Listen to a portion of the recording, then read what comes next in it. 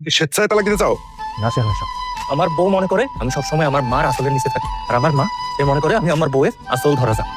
এই দুইজনের আসল নিয়ে যুদ্ধে আসলের টানাটানিতে আসলটা যে কখন ছিঁড়া গেছে আমি সেটা বুঝতে পারি না। চেয়ারম্যান সাহেব, প্রত্যেকটা মানুষ চায় যাতে আমার সংসারটা ভেঙে যায়, সেই কারণে আমি তালাক দিতে চাইতেছি। আমি তো তোর ভালো লেগে মা এত ভালো আমার সহ্য হইতাছে না। মা মিনার এই বাড়িতে যেদিন বিয়ে করে নিয়ে আসছি তারপর থেকে তুমি আমার পর করে দিচ্ছ। আমার মনে হয় আমি তোমার নিজের পোলা না।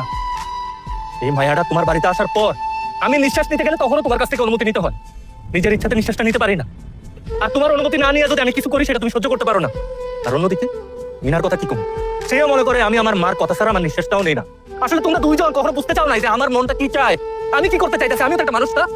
কোনোদিন বুঝতে চাইছো? কোনোদিন বুঝতে চাও না? তুমিও চাও নাই মা, তুমিও না। তুমি এরকম একটা কথা কেমনে কইলা? আমি তো সবসময় তোমার ভালো চিন্তা করে তোমার বুদ্ধি দিতাম, সবসময় তোমার ভালো চাইতাম।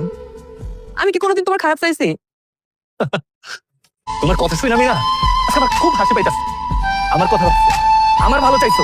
আচ্ছা এই যে এই মহিলাটা বুঝলাম সে পৃথিবীর সবচেয়ে খারাপ মা, কিন্তু তার তো বয়স হয়েছে না, সে তো আমার মা। আমার বিয়া করে আসার পর তার তুমি পারতা না নিজের মা ভাবতে, এই সংসারটা নিজের সংসার ভাবতে? তাহলে তো এত ঝামেলা হতো না। কিন্তু না, তুমি সেটা ভাবো না। আর মা, তোমার তো নিজের কোনো মাইয়া নাই, তাই না? আমি মিনারে যখন বিয়া করে এই বাড়িতে নিয়ে আসলাম তুমি কি পারতা না ও তোমার নিজের মাইয়া ভাবতে? তাহলে কি এই সংসারটাতে এত অশান্তি হইতো, এত ঝামেলা হইতো? মা হইতো না। তুমি আসলে কেউই চাও যে সংসারটা সুখের হোক, নিজের হোক।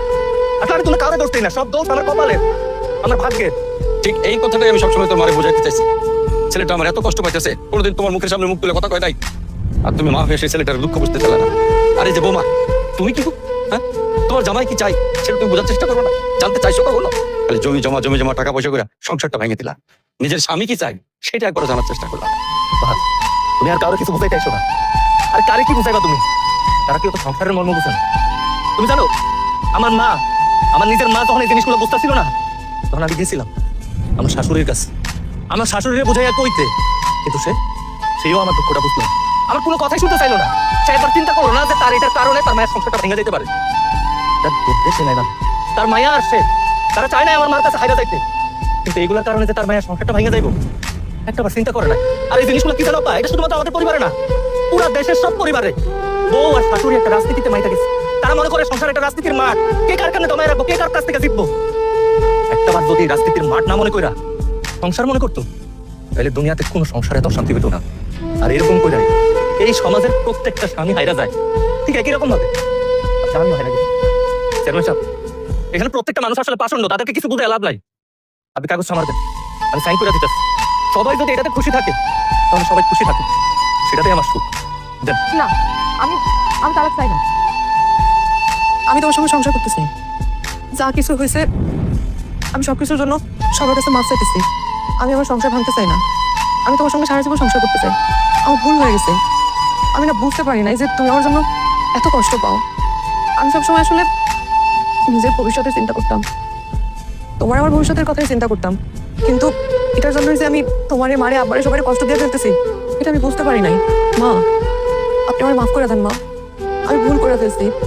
আমিও যদি আপনারা নিজের মায়ের মতো মনে করতে পারতাম তাহলে হয়তো আপনার শাসন, আপনার বকাঝকা আমার কাছে শাসনই মনে হইতো, আমার এত দুঃখ অভিমান হইতো না। আমি আমি যা করছি না বুঝে করছি মা, আমার একটা সুযোগ দিয়ে আপনারা সবাই মাইনা নেন মা, আমার এই তালাকটা হইতে দেন না। মারে মা তো আমার চাওয়ার কথা।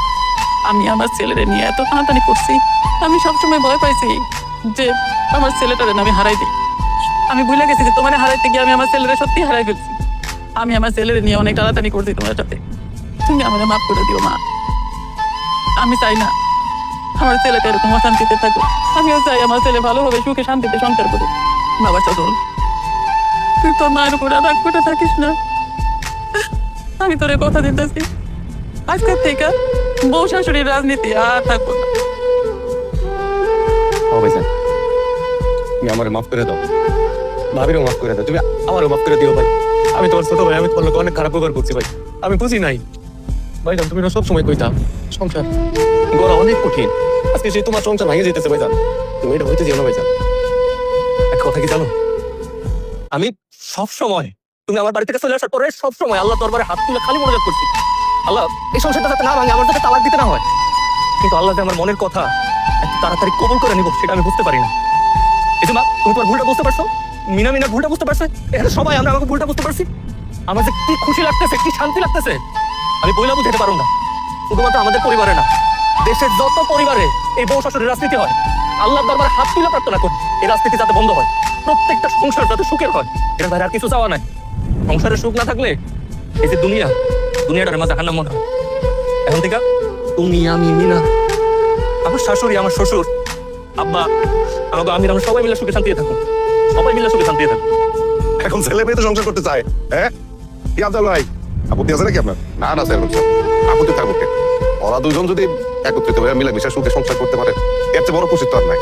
আসলে সব বাবা মারই চায় তার সন্তান যেন ভালো থাকে, সুখে থাকে। এতদিন একটা ভুল বুঝাবুঝির মধ্যে পড়েছিলাম, সেটা তো এখন শেষ হয়ে গেল। ওরা সুখে থাকুক, ভালো থাকুক, এটাই।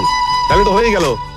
এখন সবকিছু বাদ দাও, তোমরা দুইজন বাকি জীবন সুখে শান্তিতে বসবাস করো, ঠিক আছে?